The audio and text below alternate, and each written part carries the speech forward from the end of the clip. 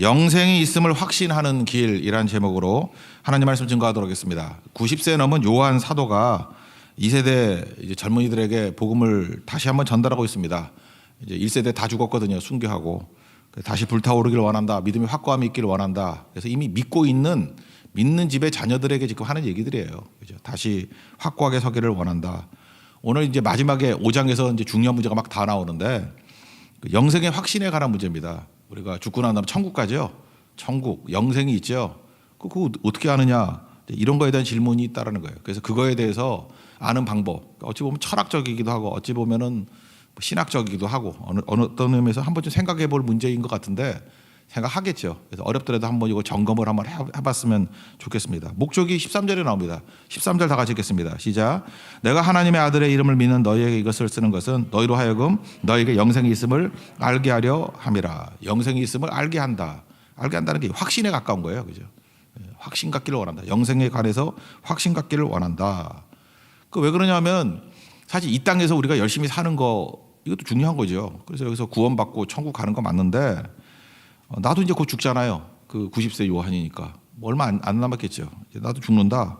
근데 너희는 안 죽냐 젊은이들. 너희도 죽는다. 죽고 난 다음에 히브리서 9장 27절 봐라. 한 번 죽는 것은 사람에게 정해진 것인데 이후에는 심판이 있다. 나도 심판 앞에 서고 너희도 심판하게 살 것이다. 그때 영생이 있고 천국이죠. 아니면 지옥이 있다. 불심판이 있다. 불목 같은 데가 있다. 뭐 이렇게 얘기하잖아요. 그러니까 우리 영생 얻어야 된다 이런 거죠. 근데 문제는 영생이 뭐냐는 거예요. 영생을 우리가 인지할 수 있습니까? 영생? 이 땅을 살아가는데 그 영생은 일단 영어로 보면 이터널 라이프잖아요. 그러니까 시간 개념 같이 생각한다고. 왜냐하면 우리가 이 땅에 살아가니까 이 땅에 있는 걸로밖에 묘사가 안 되잖아요. 근데 시간 개념 아니라 그랬죠. 왜냐하면 시간도 피조물이라니까요. 이게 우리가 천국 가면 시간이라는 게 없어지는 거예요. 그래서 무한대 시간이라는 개념으로 생각하면 곤란하죠. 여러분 그 무한대로 사면 그게 그러니까 뭐 여러 가지 그냥 약을 먹고 그죠? 불사의 존재로 살아가는 거, 뭐 진시황 같이 그게 복이에요? 한번 생각해 보세요. 여러분 오래 사는 게 복입니까? 지금 흥선대원군이 살아 있다고 생각해 봐. 어휴 징그러워. 그걸 어떻게 봐 그걸? 안 그렇습니까, 여러분들? 어떤 사람이 160세야. 근데 막 뼈만 남은 분이 여기 서 계셔. 어휴 힘들죠. 제가 그런 비슷한 경험을 했던 적이 있어요. 이게 적당한 때면 죽어야 돼요. 천국 가야지 되는 거. 이 땅에 너무 오래 살면 어이 지긋지긋해. 이 땅에 너무 오래 살면 그거 어떻게 할 거예요, 그죠? 친구 다 죽고 혼자 남아가지고 뭐 좋겠어요, 그거? 제가 어렸을 때 그 교회 제 느낌에는 교회 누나였어. 교회에서 제일 예쁜 누나. 그래서 누나라고 불렀거든요. 근데 알고 봤더니 우리 어머니하고 나이 차이가 별로 없어. 그때는 왜 내가 누나라고 부르는지 모르겠어. 하여튼 교회 누나였거든요. 내가 어렸을 때가 막 교회 누나였는데 그 나이 들어보니까 78세예요 지금. 그러니까 그때 하여튼 분명히 누나라고 불렀다니까. 그리고 진짜 누나였어요. 교회 누나였는데 최근에 저한테 연락이 돼요. 와가지고 맨날 사진 보내고 연락 보내는데 나 미치겠어요 진짜. 이유가 뭐냐 하면은 옛날에 그 아름다운 추억이 다 깨져 버렸어. 나한테 누나였는데 누나가 이게 뭐야? 연락을 잠깐만 해가지고 미치겠어요 진짜. 인스타그램 맨날 보내고 되게 열심히 보내세요. 그러니까 문제가 되는 거죠. 사람은 이게 무한대 시간이 있는 게 복이 아니고 그게 영생 아니에요.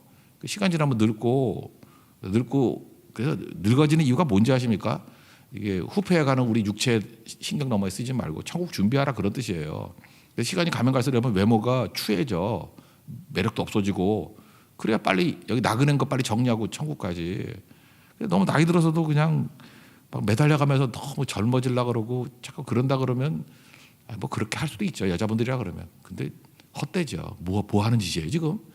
하나님 나라 갈 준비할 게 더 중요한 거지. 그거 아니죠. 남자도 마찬가지예요. 내가 얼마나 고소한지 기분 되게 좋은 게 있어요. 우리 사모가 되게 송중기 좋아하거든요. 근데 송중기 요즘에 그런 프로그램 있대. 늙으면 58세 58년 지나면 나오는 얼굴 한번 보여주세요. 아 너무 통쾌해, 그죠? 예. 됐습니다. 예. 송중기도 이렇게 돼요, 그죠? 뭐 별것도 아닌데 뭐. 그러니까 그런 거라고요. 그러니까 영생이란 개념이 이게 시간적으로 무한대로 간다라는 건 아니라는 건 뭐 당연히 알겠죠. 천국이 어떤 것입니까? 천국은 뭐 흰옷 입고 하프 연주하는 곳이다. 어떤 사람이 그러더라고요. 우리 집 와봐요. 천국 같아. 우리 큰딸 맨날 흰옷 입고 하루는 하프 키고 하루는 가야금하고. 우리 집이 천국이에요? 절대로 아니지. 시끄러 죽지 진짜. 아니 생각해보세요. 천국이 흰옷 입고 하프만 키고 있다 그러면 그 지겨워서 어떻게 살아 그거 아니죠. 천국이란 개념, 영생이란 개념은 관계로 묘사를 하잖아요. 요한복음 17장에 보면은 그 예수님의 대제사장의 기도죠. 마지막 이 땅에 있으면서 십자가 지고 떠나가시기 전에 했던 기도. 요한복음 17장 3절에 이렇게 묘해돼 있습니다. 영생은 곧 유일하신 참 하나님과 그가 보내신 자 예수 그리스도를 아는 것이다. 그러니까 하나님 알고 예수님 아는 거. 이게 안다라는 게 무슨 뜻이에요? 이게 관계라는 뜻이거든요. 그러니까 천국은 관계가 이루어지는 것이다. 어떤 관계? 무지하게 친밀한 관계. 그러니까 천국은요 여기 용어로 설명할 수가 없어요. 그러니까 이게 비유할 뿐이라고. 비유만. 그러니까 이런 거하고 똑같은 거라고요. 제일 좋은 게 우리 남녀간의 사랑은 다 경험해봤잖아, 그죠? 그런 거로 생각한다 그러면 막 이 처녀 총각 때 설레일 때 있죠. 너무 좋은 남자, 너무 좋은 여자.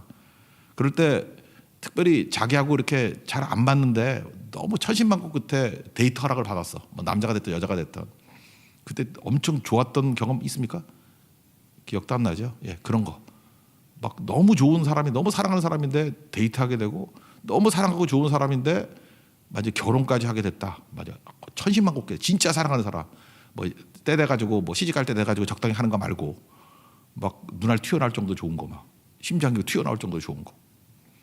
그래서 이걸 묘사할 때 뭐라 천국을 갖다가 혼인잔치를 묘사하잖아요. 결혼식으로. 우리가 누구라고요? 신부래. 신랑이 엄청난 신랑이에요. 내가 너무너무 사랑하고 좋은 신랑인데 천국은 그래서 혼인잔치 같다고. 그 비유죠. 천국이 어떻게 혼인잔치겠어. 그러니까 우리 이 땅에서 경험하는 것 중에 최고의 경험이죠. 좋은 관계, 친밀한 관계로서 최고 기쁨, 짜릿함. 그거보다 더 하겠지. 그러니까 성경 그렇게 묘사하는 거라고요. 그게 천국이고 그게 영생이다. 그런 게 지속되는 거예요. 그러니까 관계가 지속되는 거지. 뭐 그렇게 나이가 많아가지고 영원히 산다, 시간적으로 늘어진다 그런 뜻은 아니라는 것입니다. 그러니까 영생에 관해서는 사실은 성경은 여기까지예요. 그냥 제일 좋은 것보다 더 좋은 것 그런 식의 묘사지. 이거 설명한다고 알겠나? 우리가 뭐 경험하지도 못했고 이건 체험할 수 없는 거기 때문에 거기까지만 넘어간다는 거예요. 이제 그 다음 성경의 논지를 한번 보겠습니다. 그러면 성경에서 계속해서 예수님께서 영생을 얘기하는데 영생을 확실하는 길이 뭐냐? 먼저 아닌 것부터예요. 우리 경험과 이성으로는 알 수 없어요. 그러니까 경험과 이성을 초월하는 거라고요. 그게 맞는 거죠. 그러면서 이렇게 접근을 해요. 우리가 사람 말 믿을만 해요. 사람은 거짓말쟁이죠. 여기서 누가 거짓말하나? 목사도 거짓말하죠. 아니 거짓말 하는 사람이 어디 있어? 인간 다 그런 거지. 세상에서 제일 큰 거짓말이 나는 평생 거짓말을 한 번도 해본 적이 없어. 그게 거짓말이지. 그죠? 거짓말 없는 인생이 어디 있어요? 그런데도 불구하고 불완전한 인간임에도 불구하고 유대의 율법 가운데 뭐가 있어요? 두 사람의 증인이 있으면 믿어주죠. 믿을 수 없는 게 인간인데 두 사람 이상의 증인이 있으면 믿어주는 게 율법이에요. 믿을 수 없는 인간을 왜 믿습니까? 그렇지 않으면 사회가 굴러가질 않으니까. 오늘 그 얘기를 하는 거예요. 야, 인간이 믿을 수 없는 존재인데 그래도 두 명의 증인이 있으면 믿어주잖아. 알지? 믿을 수 없다라는 거. 그래도 믿어줘야지 굴러가는 거 아니냐. 근데 그러다 보니까 믿을 수 없는 사람도 나오잖아요. 그러니까 사기도 나오는 거고. 믿어야 되는데 사기치는 거야. 그러니까 못 믿는 거죠. 그래도 부작용이 있더라도 믿어야 사회가 굴러가죠. 그래서 증인들의 얘기를 믿어줘요. 그죠? 그래서 거짓 증인 그러면 그게 최고의 악이라고. 시스템을 깨버리는 거기 때문에. 시스템을 깨는 게 최고의 악이에요. 그래서 증인은 정직해야 되는데 정직할 수는 없잖아요. 그래서 거짓 증인 그러면 최고의 악이라고. 그래서 이렇게 살인 행위나 같은 거다 이렇게 보는 거거든요. 그럼 이제 그 다음 얘기를 하는 거예요. 그래 사람보다 하나님이 낫지. 당연히 낫죠. 하나님은 거짓말 하실 수 없고 시건하지 않는 분이다. 근데 하나님이 증인된다 그러면 믿어야지 되는 거 아니냐. 이게 접근이에요. 사람도 믿지 못한 사람도 두 명이면 증인이라 그러는데 아니 하나님이 증언하는데 이걸 안 믿으면 어떻게 하겠니? 어떻게 보면 참 애절한 고백이죠. 야 하나님이 그렇다 그러면 그런 거지. 그걸 안 믿으면 어떡할 거냐. 9절입니다. 9절 다 가시겠습니다. 시작. 만약 우리가 사람들의 증언을 받을진대 하나님의 증거는 더욱 크도다. 하나님의 증거는 이것이니 그의 아들에 대하여 증언하는 것이니라. 그의 아들에 대한 증언 앞에 살폈잖아요. 아들이 누구라고요? 예수님이 구원자라고. 예수가 그리스도라고. 예수님이 구원해 주시는 분이라고. 예수 믿으면 구원받는다고. 하나님이 그랬는데 사람의 증언도 두 명이면 거짓말하는 사람들도 믿는데 하나님이 그렇다 그러는데 그거 안 믿으면 어쩌냐? 이런 거죠. 어쩌냐? 리차드 도킨슨이라는 사람이 있죠. 무신론자. 그 영국에서 그 미디어에서 인터뷰를 했어요. 당신은 무신론자다. 근데 하나님을 왜 안 믿느냐 이렇게 물었더니 나는 버트란트 러셀 그 논지를 따르기 때문에 그렇다. 뭐냐 그랬더니 not enough evidence. 그러니까 증거가 충분하지 않다. 아니 굳이 그 얘기를 해요? 증거가 충분하지 않아서? 버트란트 러셀 나는 왜 크리스찬이 아닌가 그런 책이 있거든요. 그 내용의 핵심이 그거예요. 증거가 충분하지 않아서. 하나님이 있다라는 증거가 충분하지 않아서. 그래서 요즘에 그 변증학자들은 어떻게 나가냐면은 갈라디아 6장 2절에도 그런 게 있잖아요. 야, 짐을 서로 지자, 나누어 지자. 그래서 이런 거예요. 하나님이 있다 증명하려니까 너무 힘든 거야. 그러니까 하나님이 있다라 자꾸 증명하니까 무신론자에 와서 그게 틀리고 하니까 맨날 수세에 놓이는 거야. 그래서 요즘엔 공격적이 돼 버렸어요. 그래 하나님이 없다 그러지. 하나님 없는 거 증명해봐. 이렇게 반대로 나가요 우리가. 무신론자들이 쓰는 방법을 안 궁금해요? 하나님 없다고 증명해봐 그랬더니 한마디 말도 못해. 그죠? 오히려 하나같이 뭐 되는 게 하나도 없어. 생각해 보세요. 하나님이 없다 그러면은 이 우주가 이렇게 굴러가고 있는 거 이게 말이 돼요? 여기 지금 뭐 의사나 뭐 이렇게 뭐 과학자들 이런 거 보세요. 사람 몸을 들여다봐. 뭐 신경 연구하는 분도 있죠. 신경을 들여다보는데 이게 우연이야? 어떻게 이 복잡한 신경계가 이게 우연이 될 수 있어? 아니 그거 반대로 설명해 보라고. 이게 우연이라는 걸 증명해 보라고. 말도 안 되는 거지. 그죠? 이게 어떻게 우연이야? 하다보다 던져지는 시계 하나를 놓고 볼 때 그죠? 금속이 이렇게 저절로 맞아가지고 이렇게 초침이 나오고 분침이 나오고 이렇게 됐다. 그걸 누가 믿어? 안 그래요? 누가 만든 거지. 그런 식의 접근을 하다 보면은 진짜 무신론자들은 쓸 자리가 하나도 없다라는 거예요. 요즘에 그런 식의 접근을 하고 있다라는 것입니다. 그러니까 뭐예요? 무신론도 믿음이에요. 그렇다고 믿는 거지. 그러니까 이건 인간이 이성이나 경험을 가지고 증명할 수 있는 것이 아니라는 것입니다. 왜냐하면 차원이 다르기 때문에 그 더 높은 차원은요, 그 낮은 차원으로 증명이 되는 게 아니에요. 그저 이렇게 추론해 가지고 받아들일 뿐이지. 우리 시각 장애인 형제님이 계시죠, 그 윤석현 형제라고. 이렇게 이끌어가는 거 보면은 이제 앞이 안 보입니다. 이게 시각 장애인이잖아요. 그러다 보니까 우리 볼 수 있는 사람하고 이렇게 접근하는 게 좀 달라요. 먼저 이렇게 안내해 줄 때 반보 앞에 가야 돼요. 앞에 가야 되고, 그 다음에 이렇게 팔꿈치로 사인을 해줘야 돼. 일로 가자, 일로 가자. 이렇게 턱이 있다. 그래야 되고, 또 그다음 말로도 정확히 표현해줘야 돼요. 뭐 오른쪽으로 가 왼쪽으로 가 그러면 안 되고 1시 방향, 2시 방향 이렇게 정확하게 해줘야 돼요.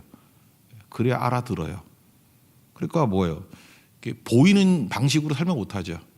그러니까 보지 않는 사람의 그 사정으로 설명해 줘야 되는 거 아니에요. 낮은 차원의 단계에서. 우리 보는 걸로 다 묘사가 안 되죠. 다 전달이 안 되죠. 그러니까 그런 거라고요. 영생도 우리가 이성으로 체험할 수 있는 것, 경험할 수 있는 것들이 아니다. 이걸 먼저 받아들이라는 거예요. 1차적으로. 그럼 두 번째 내용은 뭐냐? 영생 확신할 수 있는 길이 성령의 내적 증거를 믿어야 된다는 거예요. 이게 우리 개혁신학에서 되게 중요한 건데 내 안에 성령께서 계시죠. 성령께서 내 안에서 일하고 계시는데 그거는 딴 사람한테 객관적으로 얘기 못하죠. 본인은 알잖아. 그래서 그걸 내적 증거라 그래요. 성령의 내적 증거 중에 최고는 뭐냐면 믿어지는 거예요. 하나님 말씀 믿어지는 거야. 이거 어쩌나 믿어지는 거를. 성령의 내적 증거다 이렇게 얘기해요. 죽어도 안 믿어지는 사람이었는데 어느 순간 잠깐 믿어져. 그거 뭐라 그래? 내 안에 계신 성령께서 믿게 만드신다. 그래서 증언하기 셋이 있다 그랬잖아요. 물과 피, 그 뭐 물세례 십자가 얘기했죠. 성령께서 하시는 제일 큰 증거가 뭐냐면 믿게 만드는 거예요. 우리 안에 믿어지게 만든다. 어떤 그 되게 많이 배운 교수 출신의 어떤 성도가 계십니다. 교회는 오래 다니는데 안 믿어진대요. 물로 포도주 만든 것도 안 믿어지고 홍해가 갈라진 것도 안 믿어지고.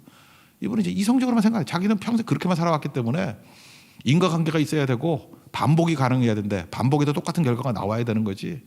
근데 기적 같은 거 그렇게 할 수가 없죠. 반복이 안 되는 거 아니에요. 그러니까 안 믿어진대. 근데 병원에 가서 덜컥 암 진단 받았네요.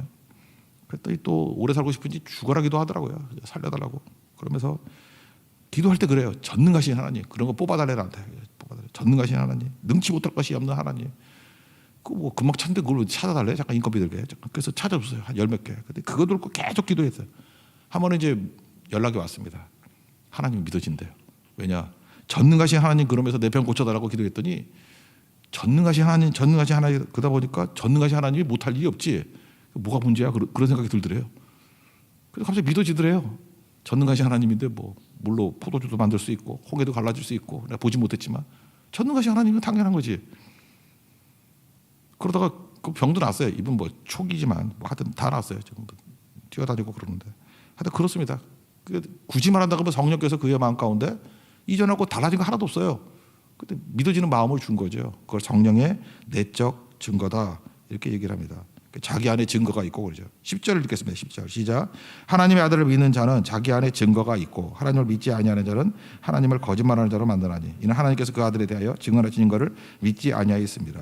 여기 자기 안에 증거가 있고 이걸 갖다가 신학에서는 성령의 내적 증거 그런다고. 영생을 어떻게 하느냐? 내 안에 성령께서 있다고 이렇게 증거를 하시는 거예요. 요한복음 16장 8절에도 보면 내 안에 있는 성령께서 죄에 대하여 의에 대하여 심판에 대하여 책망한다 이런 말씀이 나오죠. 그 성령이 내 안에 계시면요 안 보이던 게 보여. 뭐가 보여? 죄가 막 보이는 거야. 죄가 뭐라 그랬어요? 믿지 않는 거라고. 그죠? 믿지 않는 게 막 보인다고. 믿지 않는 게. 그래서 죄가 보이니까 하는 일이 뭐죠? 회개하잖아. 회개하게 되면 여러분 그런 경험 해보셨어요? 불순종하거나 죄를 많이 지으면은 이상하게 성경이 안 믿어져. 그 경험 많이 해보시잖아. 아닌 척하지 말고. 불순종하고 우리 맨날 죄를 짓잖아요. 그럼 이상하게 성경이 안 믿어져. 그런데요, 철저히 회개하고 말씀대로 막 이렇게 좀 과도하게 순종하잖아요. 그렇지, 하나님 말씀에 순종해야죠. 그러면 내 안에 성령께서 이렇게 더 기뻐하셔서 그런지 모르지만 엄청 믿어져요. 막 믿어져.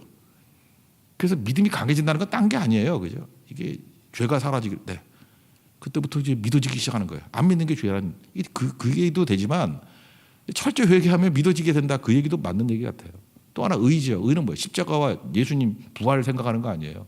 반대가 뭐예요? 자기 공로, 자기 노력 이런 거. 그게 싹 사라져 버려. 내 삶이 다 깨져 버리고 그냥 오직 붙드는 게 예수님의 십자가, 예수님의 능력, 예수님의 은혜의 힘, 뭐 이런 거 붙든다고. 그러니까 보이는 게 달라져요. 내가 보이는 게 아니라 예수가 보이고 십자가가 보이고 부활이 보인다고. 심판도 뭐죠? 맨날 이 땅에서 어떻게 잘 먹고 잘 사나, 다른 사람들이 사람의 시선을 가지고 심판한다고 생각하는데 아니에요. 이 세상 임금이 심판받았다 그러잖아요. 세상 사람들이 최종 심판하는 게 아니라 하나님의 최종 심판이 있다고. 한 번 죽는 것은 사람에게 정하신 것인데 이후에는 심판이 있다. 하나님의 심판이 있다는 거. 그게 보여요. 그러니까 엉뚱한 짓 안 하는 거죠. 이거 누가 하는 일이에요? 성령께서 하신 일. 성령의 내적 증거. 이게 증거라는 거. 영생의 증거. 이제 마지막에 하이라이트인데 이거예요. 영생의 확신은 뭐냐? 이 땅에서 경험할 수 있는 건 아닌데 관계 속에서 신뢰가 있기 때문에 믿는다는 거예요. 관계 속에 신뢰가 있는 게 누구예요? 예수님인데 예수님이 있다고 그러니까 있는 거지. 그런 접근이에요, 성경은. 영생은 우리가 체험할 수도 있고 상상하는 것도 아닌데 성경이 영생이 있다고 그러니까 그 믿을 만한 예수님이 있다고 그러니까 있는 거겠지. 이게 크리스찬의 인식론이에요. 그러니까 있겠지 뭐. 그러니까 이런 거죠. 5, 10, 15, 20 이게 다 정답이었어요. 그럼 그 다음에 뭐가 나오겠어? 50 올라갔잖아. 25가 나오겠지 뭐 이런 거죠. 그러니까 영적 순혈이라고. 5, 10, 15, 20이 됐으면 그 다음에 이게 신실한 분이 이렇게 얘기했던 게 다 맞았어. 그럼 그 다음에 25가 나오겠죠. 또 누가 그렇게 하냐? 사기치면 어떡하느냐고. 예, 사기당할 수도 있어요.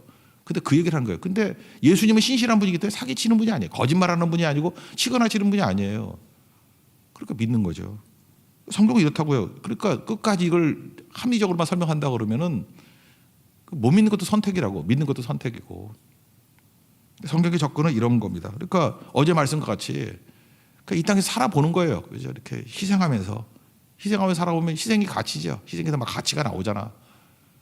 똑같은 3만 원짜리 성경도 목숨 걸고 이렇게 지키면 거의 가치가 나오잖아요.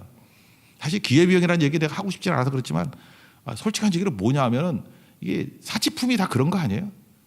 그러니까 샤넬 핸드백이 1,000만 원짜리가 있다고 합시다. 1,000만 원에 판대 막 오픈 런하면서 뛰어가면서 살아. 근데 그 1,000만 원짜리라 그래봐야 그 원가 얼마 들겠어 그거? 한 20만 원 들까? 그렇죠. 그런데 20만 원짜리 갖고 1,000만 원이다 그러고 막 엄청난 가격으로 붙여놔. 그러면 그거를 사주는 남자는 엄청 희생하는 거 아니에요? 아닌가? 머리 도는 거 아니야? 그러면 여자는 거기서 사랑을 느낀대. 그것도 맞긴 맞아. 그러니까 사치품이 통하는 거지. 잘 모르겠어요? 돌멩이야, 돌멩이. 돌멩인데 그 다이아몬드라고 부르는 돌멩이가 있어. 그 있으나 없으나 아무 소용 없어요. 그거 먹으면 죽어요. 하여튼 그런 거야. 근데 이걸 엄청나게 해서 뭐 1억이래. 근데 그 쓸데도 없는 돌멩이에 어떤 사람이 엄청 막 희생해가면서 그죠? 그 몇 년 벌 걸 갖다 다 쏟아부어가지고 사가지고 끼워주면서 결혼하자 그래. 그럼 사실은 그 정도 가치가 없더라도 희생 때문에 가치가 나오는 거 아니에요. 그 여자분이 히치히치 웃으면서 결혼하잖아.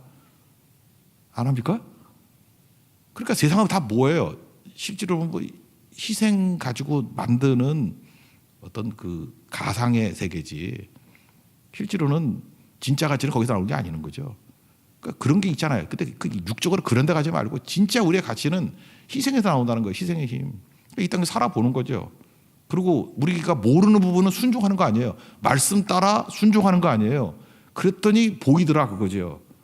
그리고 이렇게 희생하고 순종했더니 이제 보이지 않는 힘, 그게 은혜의 힘 아니에요. 하나님의 은혜의 힘으로 일이 되더라는 거예요. 내가 하는 게 아니라 일이 되더라는 거예요. 이거 체험적으로 막 느끼는 거죠. 그럼 이 땅에서 하나님께서는요, 육적인 삶을 우리가 이게 영리하게 만들었잖아요. 그래서 뭐 병이 나면 기도했더니 병도 낫고, 막 사업을 놓고 치열하게 기도하십시오. 그거 하지 말라는 얘기 아니에요. 기업을 기도했더니 또 이렇게 길 열어주시고, 관계가 닿게 됐는데 기도했더니 하나님께서 하나 되게 만드시고, 그럼 일련의 과정을 통해 가지고 우리가 뭘 느끼는 거예요? 하나님을 신뢰하게 되잖아요. 내 삶에 이게 잦아라 문제들을 이렇게 채워주시는 그 하나님이 나와 동행하시고 믿을 만한 주님이셔.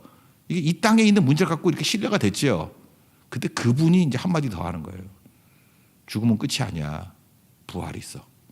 죽음은 끝이 아니야. 영생이 있어. 그분이 내 삶 전체를 이끌어가면서 내게 확신과 은혜를 주셨던 그분이 내가 지금 경험 상상도 못하는 일을 말씀하시는 거예요. 영생이 있다고.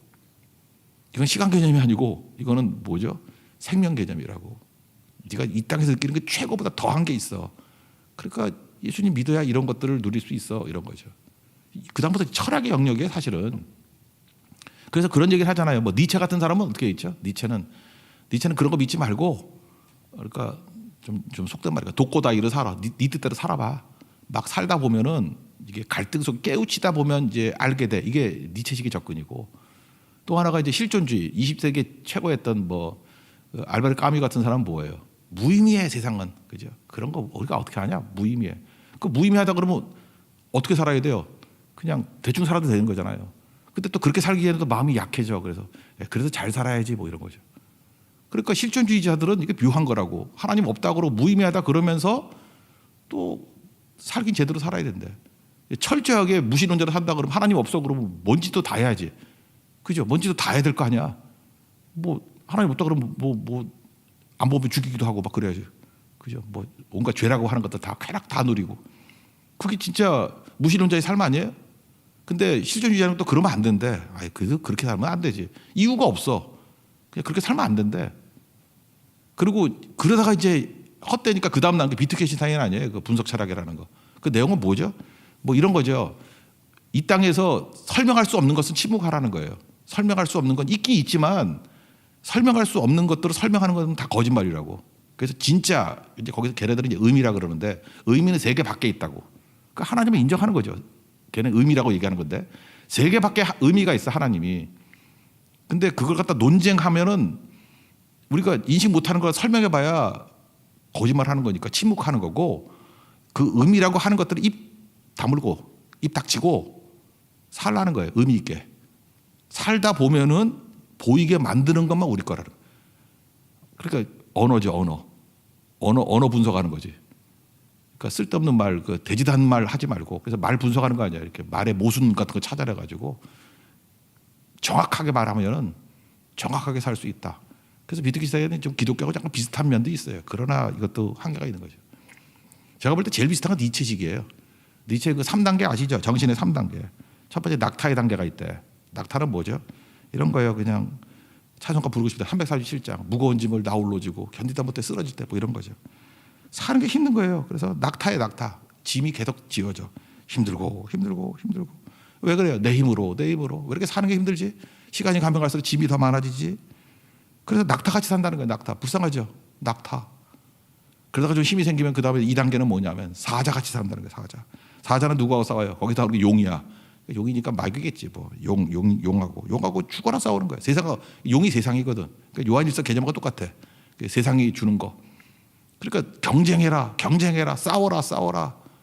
욕망대로 살아라. 그러니까 뭐죠? 그 육체의 정욕, 안목의 정욕, 학습된 정욕, 그 다음에 이생의 자랑, 이거죠. 사자같이. 근데 그래봐야 또 이거 안 되는 거 알겠죠. 그래서 마지막 가가지고는 뭐가 나오냐? 어린아이 같이 살라. 이게 니체가 말하는 3단계 아니에요. 어린아이 같이 사는 게 뭐예요? 부모 믿고 의지하는 거죠. 그러니까 뭐예요? 평온하게 맡겨버리는 거죠. 맡겨버리는 거.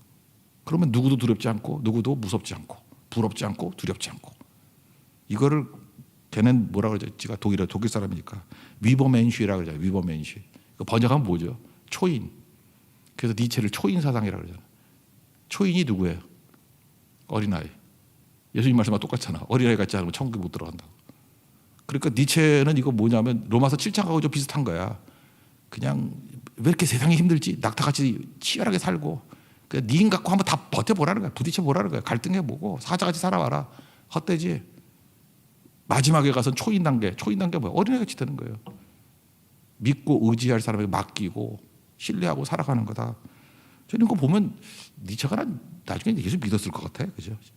그랬던 것 같아요. 신은 없다 그러는 게 당시 교회에서 믿는 그 잘못된 하나님에 대한 신관이지 그거 아닌 것 같다는 생각이 들거든요.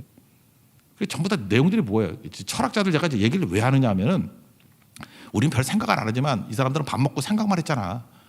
죽어라 생각을 했을 때 뭐냐 하면 일단 비트겐슈타인도 그렇고 니체도 그렇고 모르는 거예요. 뭐 실존 철학도 그러잖아. 알베르트 까메도 모르는 무의미하다고 모르는 거라고. 우리 뭔 소리를 해도 경험하지 못하는 거야. 그 자꾸만 거짓말 해봐야 거짓말밖에 안 된다고. 그럼 그 철학자를 얘기 들래요? 예수님 말씀 들을래요? 예수님 말씀 듣는 게 낫죠. 하나님 거짓말 안 하시잖아. 우리 살아보니까 믿음직한 분이잖아요. 그러니까 오늘 성경의 논쟁이 그거예요. 그분이 천국이 있대. 그거 있겠지. 사람이 하는 것보다는 그게 더 믿을만 하지 않아? 그 얘기예요. 있다 그러는 거죠. 있다. 이거 예수 믿는 사람이지만 좀 그 파스칼 있죠. 파스칼. 그 팡세 한번 읽어보세요. 팡세는 그 우주적인 내기로 생각을 했어.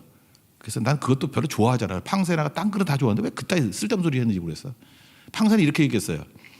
그래 하나님을 믿는 게 확률적으로 좋대. 그런 얘기야. 확률적으로. 그러니까 천국이 있다고 믿재. 근데 혹시 없으면은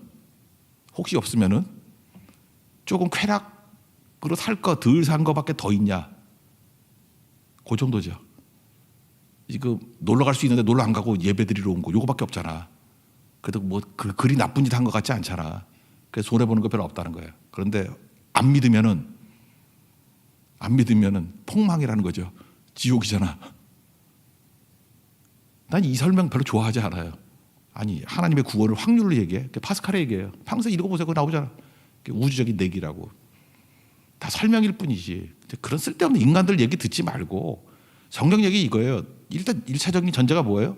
우리 인간의 이성과 경험으로는 영생, 천국, 내세의 그 구원 이런 거 경험할 수 있는 거 아니에요. 경험할 수 있는 거 아니라고. 그러면 이 땅이 왜 중요하냐면 이 땅에서 예수님께서 우리에게 시험도 있고 고난도 있고 문제도 있고 많은 부분이 있어. 내가 해결 못할 문제들. 그거를 이 땅에서 치열하게 살아야 돼. 이 땅에서 대충 사는 게 아니라 비트겐슈타인 말에 의하면 의미 밖에서 세상 밖에서 의미를 가져다가 이 땅에서 의미 있게 살아가는 거예요. 치열하게 사는 거예요. 병 나면 병 고치게 달라고 하고 사업이 있으면 하나님 뜻대로 행하게 달라고 그러고 치열하게 사는 거라고. 치열하게 사는 거. 그러면 그때 내 안에 성령께서 내주에 계시고 하나님의 은혜의 힘으로 우리를 도와주셔요. 그러면 하나님 살아계시면 믿죠? 그렇지. 내 삶 속에서 이렇게 역사하시지. 그럼 신뢰가 막 쌓이는 거예요. 막 쌓여가지고 주님 말이라 그러면 그냥 뭐라고 해야든 엎어놓고 다 믿게 돼 있어. 그게 믿음의 동행이라고. 그 다음에요. 그렇게 믿음직한 분이 우리에게 한마디 더 하시는데 뭐냐면 죽음으로 끝이 아니래. 죽음으로 끝이 아니고 심판이 있대요. 천국과 지옥이 있대요. 아들을 믿으면 구원이 있고 아니면 지옥이래. 영생이 있대. 이터널 라이프. 생명하고 똑같은 건데. 그죠? 이해는 못하지만 너 최고로 좋았던 거 있지. 신부가 신랑 보면서 혼인잔치 좋아하는 거 그런 거 느낌 알지 니네. 그 좋은 것보다 훨씬 더 좋은 건데 그거 비스무리한 거야 라고 우리가 알려주셨어요. 그거 믿어야죠. 엄마 자궁 속에 있는 아이에게 대화가 통한다 그러면 너 죽는 거 아니야. 시꺼먼 터널 싹 나가면은 네 그 자궁 속에 있는 것보다 엄청나게 무한대로 큰 세계가 존재하고 있어. 그리고 거기 밝음도 있고 어둠도 있고 넌 지금 껌껌하지. 거기는 밝음도 있고 어둠도 있고 뭔 소리인지 모르지만 이렇게 애한테 막 설명을 해주는 거예요. 그러면 믿어야죠. 그 세계가 있어요 없어요? 있죠. 다만 이해를 못할 뿐이지. 설명을 계속 해주면 뱃속에서 엄마를 믿었듯이 걔도 먹여주잖아. 그죠? 잘하고 있잖아 거기서. 여기선 수영하지만 나가면 이런 것도 없어. 그 없는 게 뭐예요? 말해봐야 몰라. 입만 아파. 믿어. 그 태아가 믿는 건 그거죠. 죽지 않는다는 거. 우리 이 땅에서 마찬가지예요. 신실하신 우리 주님께서 사람도 두 사람의 증언, 믿지 못할 거짓말하는 사람 두 사람의 말도 믿어야 시스템이 골아가는데 또 속이는 것도 있잖아요. 하나님 속이는 분이 아니에요. 정답만 말씀하시는 분이라고. 그럼 믿고 의지해 나가야 된다라고 하는 것이 오늘 요한일서에 나오는 우리가 영생을 믿는 길이라는 거예요. 이게 크리스찬의 인식론입니다. 아침부터 머리 아프지만 믿어야 됩니다. 그죠? 이게 성경에서 말하는 믿음의 근거라는 거예요. 이거 믿고 살아가는 하나님의 종되기를 바랍니다. 그래서 아까 조금 전에 찬송했던 436장 나 이제 주님의 새 생명 얻은 뭐 이거 한국 사람이 만든 노래 아니에요. 내 안에 예수님이 계십니다. 내 안에 영생이 계셔요. 그래서 기쁨의 짜릿함을 느낀대. 그래서 영혼을 생각할 수 있대. 지금 오늘 요한일서 요 내용을 근거로 해서 지금 찬양한 거예요. 그래서 예수님이 내 안에 생명으로 들어오니까 이전에 좋던 것이 입맛이 바뀐 거예요. 그래서 이제 안 좋대. 새로운 게 좋대. 그리고 관계가 변화져 가지고 세상에 보이는 눈이 바뀌어버린 거예요. 산천도 초목도 새 것이 되었대요. 왜요? 영혼의 관점에서 비트겐슈타인 표현이에요. 세상 밖에 있는 의미를 가지고 이 땅을 쳐다보는 거예요. 그러니까 산천도 초목도 새 것이 되었대. 왜? 영생의 관점으로 바라보니까. 죄인도 원수도 나를 중심으로 바라니까 죄인이고 나를 중심으로 바라니까 원수였는데 그 영혼의 세계를 가지고 바라봤더니 다 친구래. 동역자래. 이제 구원받을 동지들이래. 그런 얘기예요. 그래서 지금 이 땅에서 험한 길 살아가는데 아까도 얘기했잖아요. 고난이 있고 뭐 험난함이 있고 한데 거기서 신뢰를 배우는 거예요. 주님이 살아계시고 나를 도와주신다는 거. 그러므로 확신이 와서 미래에 무슨 일이 있다 할지라도 확신이 있다 그 얘기 아니에요. 고린도후서 1장에도 나오죠. 내가 뭐 사망에 처한 것 같이 죽을 고생 다 했는데 이 과정 속에서 주님께서 나를 도와주신 것을 확신한다고. 그래서 과거에도 건지셨고 지금도 건지실 것이고 미래에도 건지실 것을 확신하노라 이렇게 나오죠. 똑같은 논리 아니에요. 이 땅에서 왜 우리가 이렇게 육체적인 문제 갖고 지지고 볶고 난리 칠 때 하나님의 도우심을 체험해야 돼요. 신뢰 관계. 그만큼 믿어지니까 내가 경험할 수 없는 것, 인지 밖에 있는 것들도 주님이 말씀하신 것은 맞겠죠. 그래서 거기에 인생을 거는 거라고. 그게 믿음이에요. 그 논지입니다. 이 논지를 가지고 우리 다시 한번 찬양했으면 좋겠습니다. 자리에서 일어나겠습니다. 436장 찬송합시다.